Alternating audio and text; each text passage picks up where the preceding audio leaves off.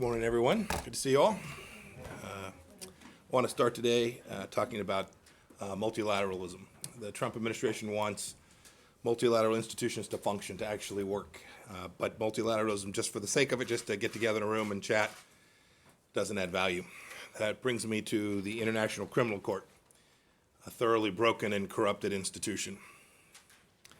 The United States has never ratified the Rome Statute that created the court, and we will not tolerate its illegitimate attempts to subject Americans to its jurisdiction. In June, the Trump administration authorized the imposition of economic sanctions against foreign persons directly engaged in ICC efforts to investigate U.S. or allied personnel and those who materially assisted in that effort. Today, we take the next step because the ICC continues to target Americans, sadly. Pursuant to Executive Order 13928, the United States will designate ICC prosecutor Fatou Bensouda and the ICC's head of jurisdiction complementarian cooperation division, Fakiso Mochichuko, for having materially assisted prosecutor Bensouda. Individuals and entities that continue to materially support those individuals risk exposure to sanctions as well. Additionally, State Department has restricted the issuance of visas for certain individuals involved in the ICC's efforts to investigate U.S. personnel. On the multilateral front further, I look forward to seeing my ASEAN Indo-Pacific counterparts next week at a host of virtual meetings. We'll have discussions that will be wide-ranging, including on COVID, North Korea, South China Sea, Hong Kong, and Burma's Rakhine State. I'll also raise how the Trump administration is restoring reciprocity to the U.S.-China relationship. And today we continue that necessary work. For years, the Chinese Communist Party has imposed significant barriers on American diplomats working inside the PRC. Specifically, the Chinese Communist Party has implemented a system of opaque approval processes designed to prevent American diplomats from conducting regular business, attending events, securing meetings, and connecting with the Chinese people, especially on university campuses and via the press and social media. Today, I'm announcing the State Department has established a mechanism requiring approval for senior Chinese diplomats in the United States to visit university campuses and to meet with local government officials. Cultural events with groups larger than 50 people hosted by the Chinese Embassy and consular posts outside our mission properties will also require our approval. Additionally, we're taking further steps to ensure that all official PRC, embassy, and consular social media accounts are properly identified as government accounts, Chinese government accounts. I have David Stilwell, our Assistant Secretary of East Asia Pacific Affairs, with me today. He'll take questions. We're simply demanding reciprocity. Access for our diplomats in China should be reflective of the access that Chinese diplomats in the United States have, and today's steps will move us substantially in that direction. Further on China, Undersecretary Kroc sent a letter recently to the governing boards of American universities, alerting them to the threats the Chinese Communist Party poses to academic freedom, to human rights, and to university endowments. These threats can come in the form of illicit funding for research, intellectual property theft, intimidation of foreign students, and opaque talent recruitment efforts. University governing boards can help ensure their institutions have clean investments and clean endowment funds by taking a few key steps. Disclose all PRC companies' invested in endowment funds, especially those in emerging market index funds. Divest from Chinese companies on a Commerce Department entity list that are contributing to human rights violations, military coercion, and other abuses. And simply understand the recommendations issued by the President's Working Group on Financial Markets, which examine the risk to investors of Chinese companies that are listed on U.S. stock exchanges. Staying on China, but moving beyond our borders, we're hoping for a peaceful resolution of the situation on the India-China border. From the Taiwan Strait to the Himalayas and beyond, the Chinese Communist Party is engaged in a clear and intensifying pattern of bullying its neighbors. That bullying is also evident in the South China Sea. Last week, the United States imposed sanctions and visa restrictions on Chinese individuals and entities responsible for the CCP's imperialism there, doing things such as unlawful energy surveillance activities in the economic zones for ally the Philippines and other countries. We also remain concerned, we've talked about this before, the activities of more than 300 Chinese-flagged vessels near the Galapagos, which are almost certainly engaged in illegal fishing. In light of this maritime lawlessness, it's no surprise that Beijing's candidate in the International Tribunal for the Law of the Sea election last week received more abstentions than any other candidate. China is the most flagrant violator of the Law of the Sea Convention, and nations all across the world are registering their disapproval. We're also concerned about Chinese actions in Tibet in light of the General Secretary's recent calls to synthesize Tibetan Buddhism and fight splitism there. We continue to call upon Beijing to enter into dialogue with the Dalai Lama or his representatives without preconditions to reach a settlement that resolves their differences. We're also tracking the situation in Belarus closely. Deputy Secretary Biegun traveled there last week at my direction. Belarusians deserve the right to choose their own leaders through a truly free and fair election under independent observation.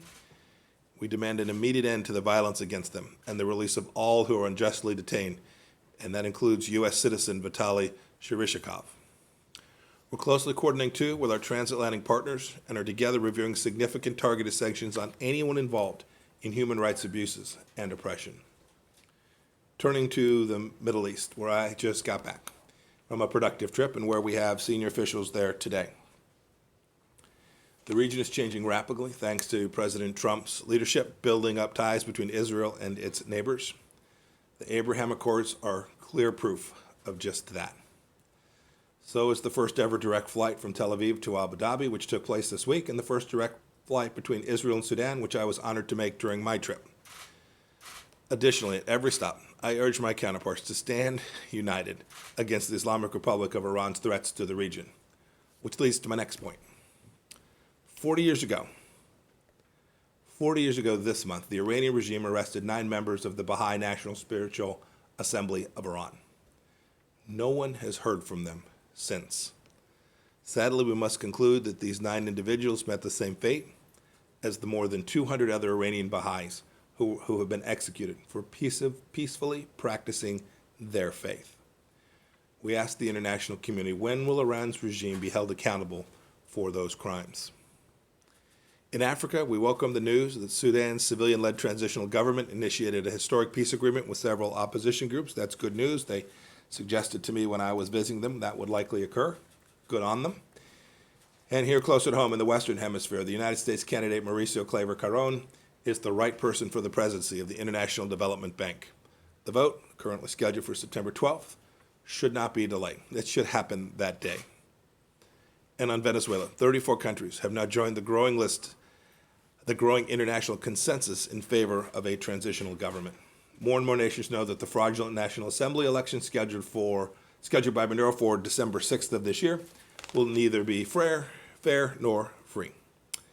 And we also call on free and fair elections in Haiti as soon as technically feasible. And with that, I'm happy to take a handful of questions today. Okay, let's start. Vivian? Yeah. Great. Aye.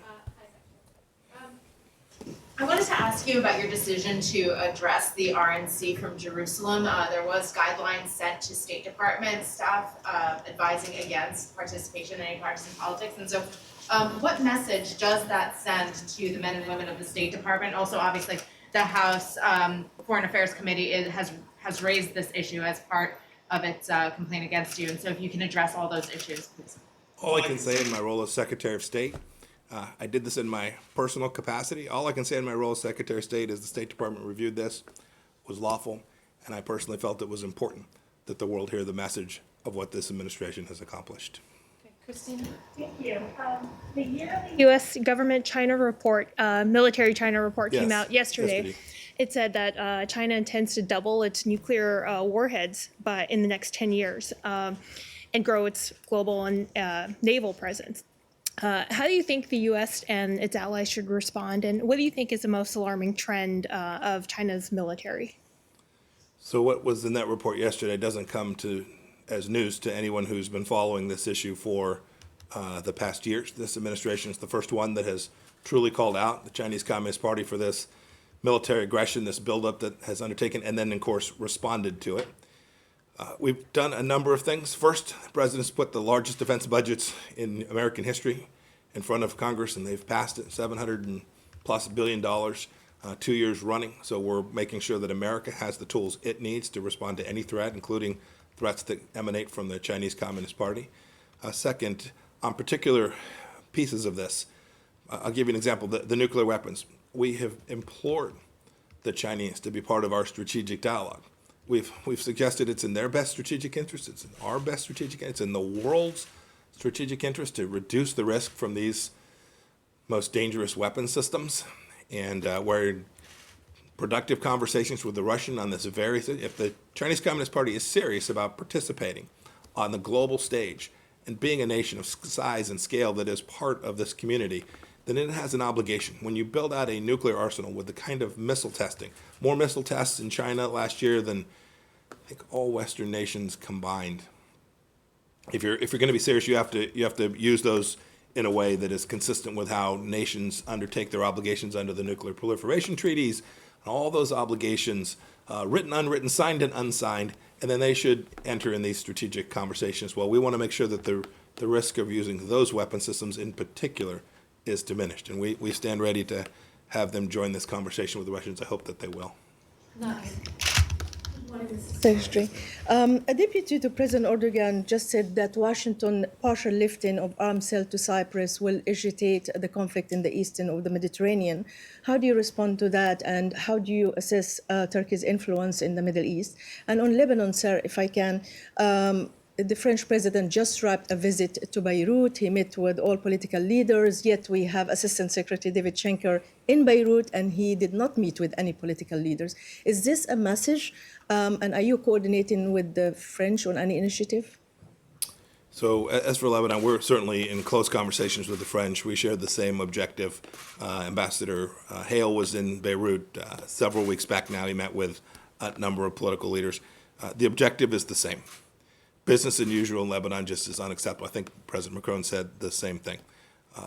This has to be a government that conducts significant reforms, real change. It's what the people of Lebanon are demanding. And the United States is going to use its diplomatic presence and its diplomatic capabilities to make sure that we get that outcome. I think the French share that. I think the whole world, frankly, sees the risk. Look, the risk stares you in the face. Missile systems, precision-guided missions that the Hezbollah holds in the south. We all remember the history of Lebanon. Everybody disarms but Hezbollah. This is the challenge that is presented.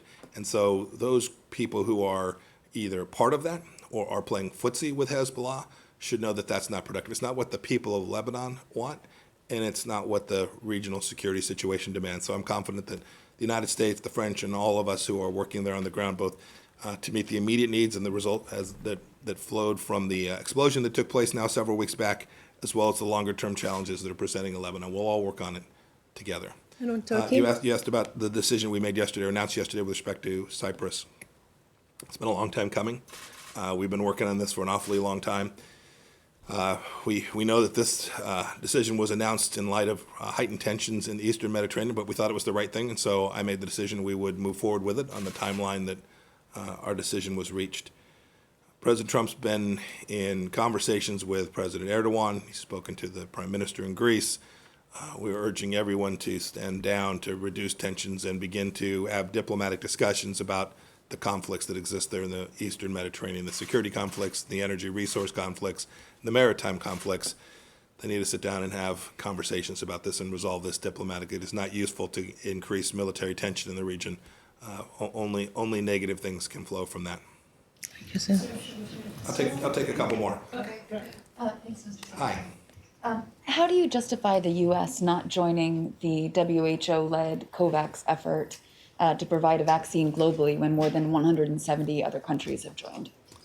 There is no nation that has been or will be as deeply committed to delivering vaccines all around the world as the United States of America, not just in terms of dollars. We will dwarf every nation in terms of the financial resources, the goodness of the American people, to give our money to make sure that these vaccines are delivered all around. No nation will match us. It won't even be close.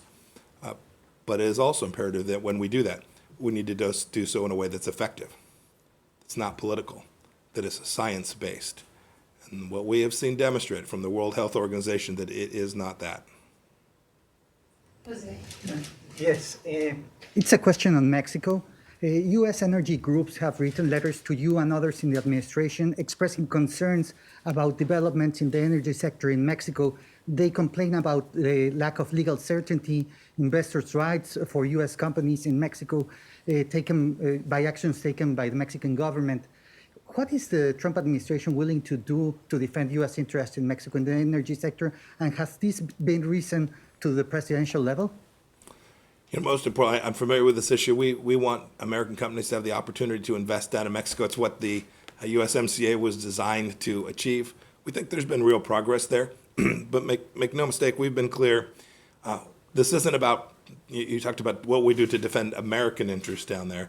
This is in Mexico's best interest. It's in Mexico's best interest to have American investment, the technology that is brought to develop Mexican energy resources to benefit the people of Mexico. And so we're in constant conversations with the Mexican government about this, certainly at every level of the United States government. It's important. We think this cooperative set of agreements that was reached between the United States, Canada, and Mexico can deliver on those outcomes in a way that NAFTA never could. And so we'll continue to work on that challenge. Thank you all. Have a wonderful day.